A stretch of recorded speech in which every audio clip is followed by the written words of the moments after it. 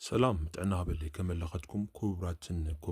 عمل عالم كونكم نشانال تكاتلو سلامكم مبزح لوم دما كابتي عزارابي كوين زو على قداي نشنش حونا ولغاتكم كم تفلتو بعمي دس زبل مدباتو اب مزنك عن يوزفلت مالتيو اب يوتيوب لعلي 300 سبسكرايبر زلو تصعنو فترتي كاب انبلوم سبات حدا مالتيو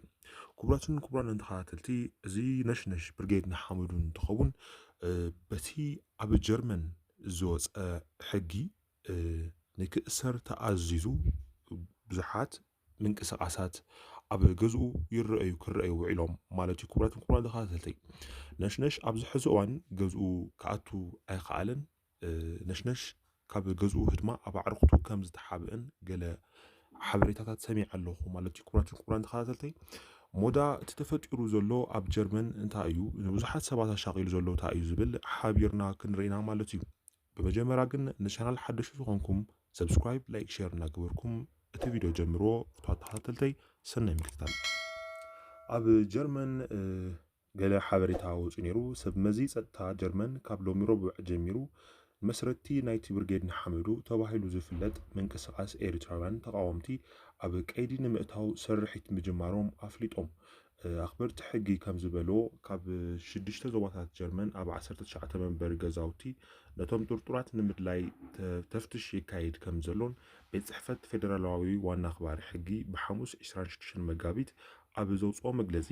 እቶም ኣስማቶም ዘይጠቐሶም 17 ውልቀ ሰባት መስረቲ ኣባላት ውሽጣዊ ግብረ ሽበራዊ ውድብ ምዃኖም ዝተጠርጠሩ እዮም ይብል። እዚ ጉጅለ እዚ ዓለም ለኻዊ መርበብ ዘለዎ ኮይኑ እውጅ ዕላምኡ ንመንግስቲ ኤርትራ ንምዕላው እዩ ይብል እቲ ቤት ጽሕፈት ዘውፅኦ ሓበሬታ። ኣባላት ብርጌድ ንሓመዱ ኣብ ጀርመን ኣብ ዝተኻየደ ክልተ ፌስቲቫላት ደገፍቲ መንግስቲ ዝኾኑ ኤርትራውያን ዕግርግር ከም ዝፈጠሩ እዩ ፖሊስ ገሊጹ ዘሎ።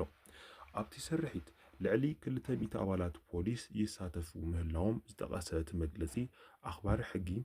ዛጊት ኣብ ቀይዲ ዝኣተወ ውልቀ ሰብ ከም ዘየለ ይጠቅስ። ኣብ ልዕሊ ትካላት መንግስቲ ጀርመን ኣብ ኣባላት ፖሊስ ዝበሉ ስልጣን መንግስቲ ዘለዎም ትካላት መጥቃዕቲ ዝምፍጻም ኣካል ናይ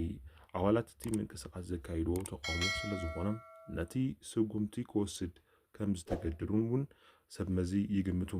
እቲ ጉጅለ ኣብ 2022 ጀሚሩ ኣብ ጀርመን ጨንፈር ብምስራት ኣብ ልዕሊ መንግስታዊ ኤርትራ ዝውደብ በዓላት ናይ ሓይሊ ስጉምትታት ክጥቀም ምጽንሑ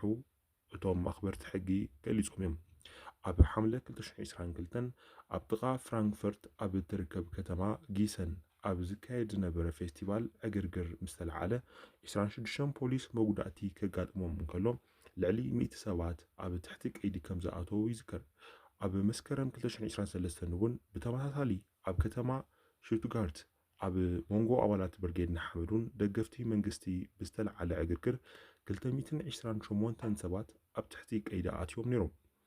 ኣብቲ ኣጋጣሚ 26 ፖሊስ ዝርከብዎም 32 ሰባት ብበትሪ ብተንዲኖ ጠራሙዝን ኣእማንን መጉዳእቲ ካብ ዘብፅሕሎም ፖሊስ ገሊጹ መንባሩ ይዝከር። ኣብ ዝሓለፈ ሰሙን እውን ብሪጣንያ ኣብ ከተማ ሺፊልድ ኣብ ዝተኻየደ ሰፊሕ ባእሲ ተሳቲፎም ንዝነበሩ ናይ 22 ኤርትራውያን እሳልን ዘርጊሑ ኣብ ምህዳን ተዋፊሩ ምህላው ገሊጹ ነይሩ። እቲ ኣብ መንጎ ኤርትራውያን ዘጋጠመ ግጭት ብ25 ግንቦት 2024 ኣብ መንገዲ ውርድቦን ከም ዘጋጠመ ፖሊስ ሳውዝ ኒውዮርክሻየር ሓቢሩ ነይሩ።